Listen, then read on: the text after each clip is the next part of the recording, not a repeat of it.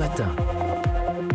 Bonjour Philippe Vandel. Bonjour Patrick, bonjour Julie. Quelle est l'infomédia du jour? C'est l'ouverture du festival d'Annecy, le festival international du film d'animation, et c'est comme Cannes, sauf qu'il n'y a pas de stars qui montent les marches, vu que les stars sont des lapins crétins, Kirikou et les Indestructibles 2. Pourquoi je vous en parle? Parce qu'au cinéma, 3 des 10 plus grands succès de l'année sont des films d'animation, et à la première place 2017, tout genre confondu, c'était encore un film d'animation, 5,7 millions d'entrées en France.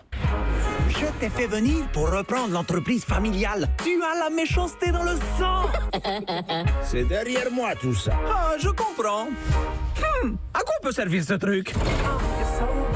Oh, oh, oh, wow, la vache! Redeviens méchant. Alors, vous avez fait quoi aujourd'hui? Ah, accroche-toi! Rien!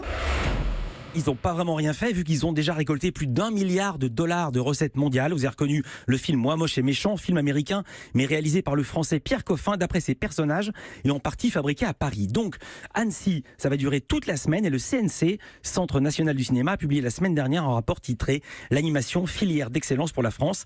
Les 4 indicateurs sont au vert. Je mets un Z volontairement pour vous Julie, car les audiences montent, les exportations progressent, le secteur embauche et il y a une relocalisation des dépenses de prod en France. C'est le premier genre audiovisuel français à l'export. Et si on voit peu de dessins animés à la télé, à part dans les programmes jeunesse, c'est parce que c'est ailleurs que ça se passe. L'animation représente un quart de la consommation de télé en ligne, soit près de 2 milliards 100 millions de vidéos vues. Et enfin, peut-être la meilleure nouvelle, le secteur a créé 700 emplois en 2016. Le chiffre a doublé depuis 2004. Il y a désormais près de 6500 salariés dans ce secteur. Europe 1.